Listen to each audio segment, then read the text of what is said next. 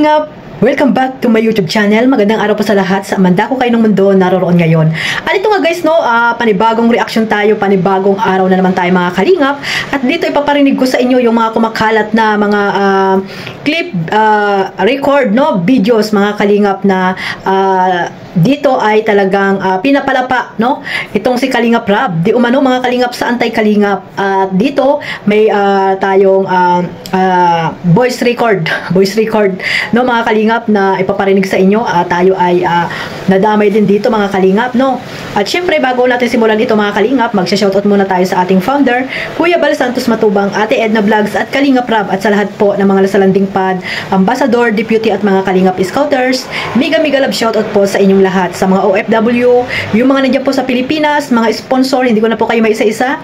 Alam niyo na po sa sarili niyo kung sino-sino po kayo. Ayan, shoutout po sa inyong lahat.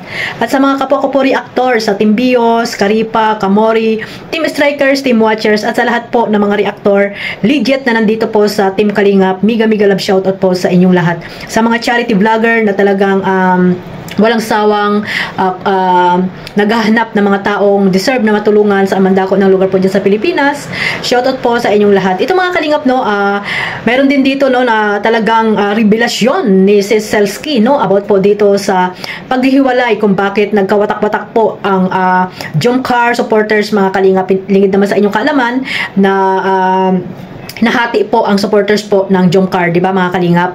At dito, no, si Selski ay talagang nireveal niya na po lahat, no, inilabas niya na po lahat kung bakit nga po baga ay nag-away-away po sila or naghiwalay po ang mga supporters po ng Jomcar. Ito mga kalingap, no, ay pakinggan natin yung clip video na nakuha ko po dito, no mga kalingap. At dito rin po ay talagang itong si Malo de los Santos ay isa sa mga hudas, no, at talagang ahas dito sa kalingap na hindi natin alam kung bakit naging ganyan po, no, nawala na po sa landas itong si Malo de los Santos mga kalingap na dati ay talagang ay ginagalang siya ng mga tao dito sa community ng Kalingap, pero nung nalaman nila na isa siya sa mga traidor, no, dito sa Team Kalingap, hindi natin alam kung bakit nagawa niya yan. Ipaparinig po natin mga kalingap na talagang binanatan din po or talagang nagkaroon din po ng hindi pagkakaunawaan itong si Selski at si Malo de los Santos mga kalingap. Narongsen po siya dito ng mga clip video na talaga voice record, no, voice message, I mean mga kalingap, no, narongsen siya dito kay Selski at akala niya siguro yung pinagsendan niya ay anti-kalingap, at dito nga nalaman natin na talagang pinapalapa niya itong si Kalingap Rab sa anti-kalingap mga kalingap. Hindi natin alam kung sino yung anak na inaano niya, no, binabanggit niya, pero alam niyo kung sino yung anak na lagi niyang binabanggit mga kalingap. Nasa inyo na po yan, no? Huwag na lang tayo magpangalan, baka mamaya ay marungsen pa tayo mga kalingap. So yun, no, pakinggan po muna natin itong clip video na to na nakuha ko po dito sa isang nag-live mga kalingap. Ayan, sama-sama po nating panoorin ito. Bisis ako kinontin itong matanda na to eh. Oh. Karma Israel naman talaga. 2 bisis akong kinontin nitong matanda na to. Pero never nagtaka ako, bakit ba? Ano ba yung ano? Pinaglaban pala niya, yung ano niya, santa niya. Ngayon, nakita, may paano pa na hindi talaga niya kalabanin ang Kalinga. Ngayon lumabas ang tunay na kulay. Anong dahilan? Bios? Pera? Di ba mayaman ka na matanda? Bakit nagpadala ka pa at hindi ka nanindigan sa tama? O kung tama yung panindigan mo, opinion mo na yan. Huli na ang isda sa mga bunganga nyo. Maymay at Selski, number 1 na mapanira dyan sa loob ng Kalingap. Huli ang mga isda na binwit, naglabasa na nga ang mga taga-takol. Bye-bye! Sinong nahuli sis May? Sinong nahuli sa isda? Yan ang pagpapatunay na kay Kalingap Rab na yan. Yan ang nagpapatunay na siya ang nagbigay ng informasyon sa mga antay. At pinapalapa niya si Kalingap Rab sa mga antay. Yan ang mga gawan mo ng reaksyon. Dahil yung Selski na yan ang nagpasimuno sa lahat ng gulo. Dahil sa hindi siya sumikat gaya na ni Yang Mi. Kaya naghiwalay na sila sa Jomcar 18. Kaya naging nagawa ng Jomcar 23 kasama dyan sila Maymay, Mirador, Banat Bagsik, Hayat Zamora, ayan, Hasa, sila dyan ang at iba pang mga umayaw noon. Kaya naging mga basher yan ni Yang Mi. Sila nagtulong-tulong dyan na pabagsakin si Yang Mi, pero hindi nila kinaya. Kaya bumuo dyan ng Team Matatag. Di ba pinasa ko lahat sa iyo yung screenshot na yan, yung sa Team Matatag. Sa akin yan unang pinasa ng mga viewers at sponsor.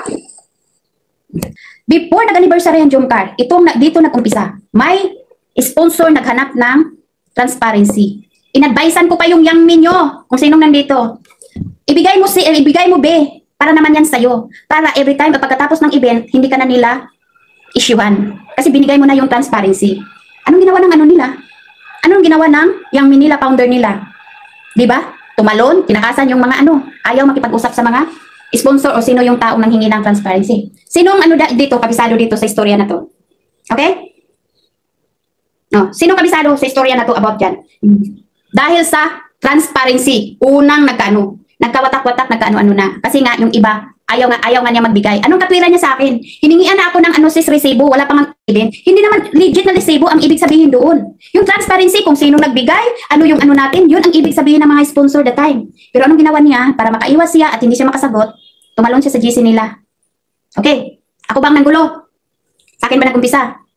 Sa part ko naman, after nung na yan, wala nang parang nag-na siya, parang iba na yung niya sa akin. Kasi yung sponsor na nanghingi sa kanya nanghingi sa kanya ng transparency. Close. Mga kalingap, nako po, sa kadaldalan, no, sa katabilan, no, sabi niya, kami daw ay matatabil ang dila, no. Tingnan mo muna yung sarili mo.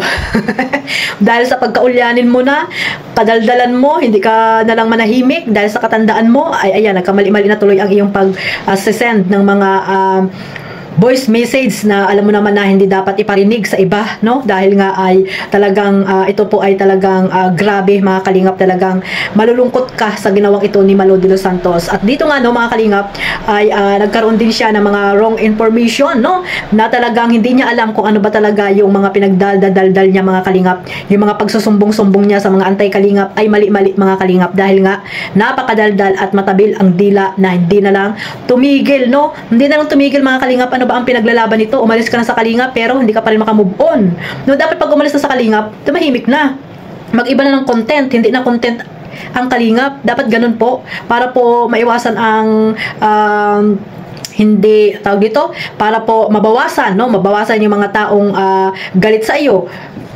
Kunti lang yung galit sa iyo dahil nga nangyari nung kay Dr. Love. Ayan, shoutout kay Dr. Love, no? Nakaaway mo si Dr. Love, doon lang yan nangyari mga kalingap, kaya nga ay umalis sa kalingap dahil nga hindi na ipagtanggol ni Kuya Bal at ni Kalingap Rab about po dito sa pag-aaway nila ni Dr. Love, no? Nadamay tuloy sila Kuya Bal at Kalingap Rab, no? Isa lang yung kaaway niya dito sa kalingap, pero dinamay niya pa rin itong si Kuya Bal at si Kalingap Rab, no? Dapat kinausap mo si Kuya Bal or si Kalingap Rab or si Ate Edna na sabi mo ay lagi mo nakakausap, di ba?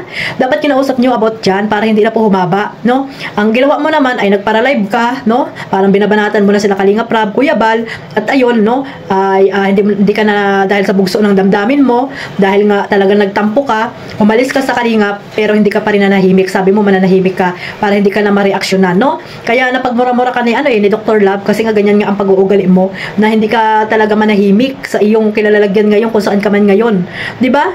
Dapat tahimik na lang po. Kaya tuloy yan, dami mo na naging kaaway, marami nang naging nagalit sa iyo dahil sa ginawa mong iyan, no? Katulad ngayon na may mga voice record na kumakalat na di umano ay talagang narinig ko rin mga kalingap na talagang pinapalapa mo si Kalingap Rab doon sa anak mo na anti-kalingap, no? Gusto mong reaksyonan, pati kami, about dito sa Jomcar na team matatag, na hindi naman yan dating sa Jomcar 23. Mali-mali ang information, may dapat piniim kita para alam mo lahat yung mga sasabihin mo. Pati yung mga wala pa sa Jomcar 23, dinamay mo kami. Wala naman kami doon, di ba? Wala kami doon sa Jomcar 23, lalo na si Berador. Sila Ati Hayat, at si Hasa, si Ati Glo, di ba? Wala kami doon kasi reactor baga kami ng Kalingap. Ba't kami sasali sa mga Jomcar 23 na puro sponsor po ang nandyan? Wala pong mga kung sino-sino dyan ang naandyan mga Kalingap, walang reactor dyan. Ang naandyan sa GC po nila ay Jomcar 23. At yung mga sinumbong mo dyan na team matatag, wala po yan pa dati sa Jomcar 23, at ito ay dati pang Jomcar 18, no? Kasamahan pa yan nila Young Me na pinagmamalaki mo, na sabi mo ay na kami ang nagpapabagsak sa kanya. Come on.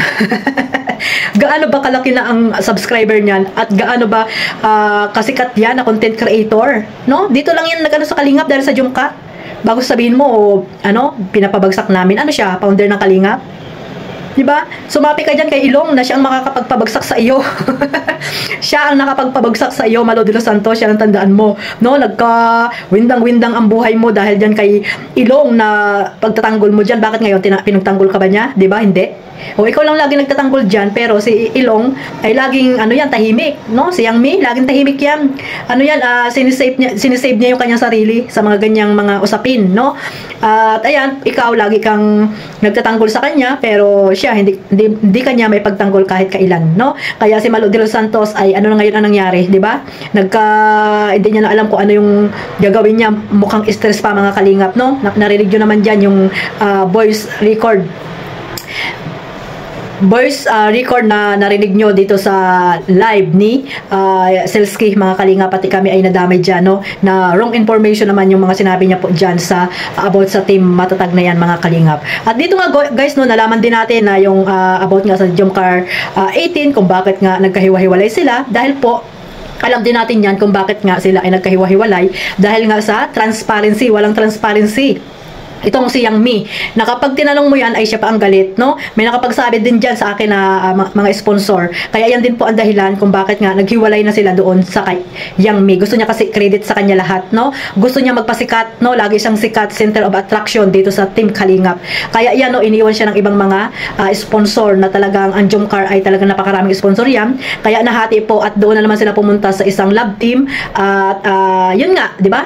Gusto magpasikat nga lagi kasi, no? Gusto lagi magpasikat. At ayun nga, no? Sabi nga ng isang sponsor na collector nga lang daw yan, 'di ba? Nangungulikta pero credit lahat sa kanya. So, ibig sabihin, gusto talagang lagi siya ang sikat. Para masabi ng iba na hindi nakakakilala sa kanya, siya ang lahat nag-sponsor, pera niya lahat, di ba? So, wag tayong masyadong mayabang, mga kalingap, no? Sa ating sarili, wag tayong mapagmataas, wag tayong lagi ang tingin natin sa sarili ay talagang tayo na yung pinakamataas na tao dito sa Kalingap, no? Parang gusto na natin sa pawa, no? Si Kalingap Rab at si Kuya Bal Santos Matubang, na samantalang pumunta lang kayo sa Kalingap para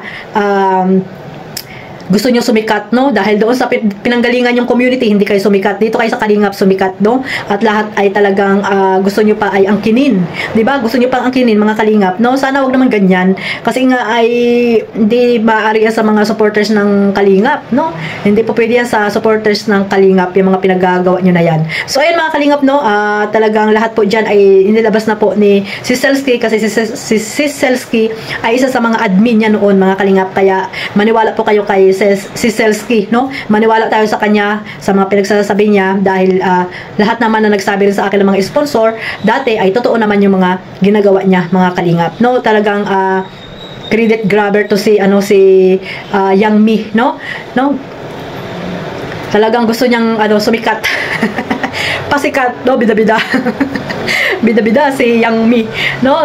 At ayun, sana po maging humble lang tayo sa buhay natin, kasi alam niyo naman ang mga nangyayari sa Pilipinas, no? Sa mundong ibabaw, no? Sana maging humble lang po tayo at wag tayo masyadong magmataas sa ating sarili at wag tayong ma-pride. So hanggang dito na lang po. Maraming salamat po sa walang sawang pagsuporta sa ating maliit na YouTube channel, Kalingap Maymay. Sa hindi pa po nakasubscribe, pasubscribe na po and click the notification bell para po updated kayo sa aking live at reaction na ginagawa, mga Kalingap. At syempre, wag niyo pong kalimutan suportahan sila Kuya Bal, Kalingap Rab, Kalingap Edo, Kalingap Jomar, Kalingap Dan at si Carla Tupular Vlog. Maraming salamat po sa walang sawang pagsuporta. God bless us all. Mabuhay po ang Team Kalingap. Bye-bye!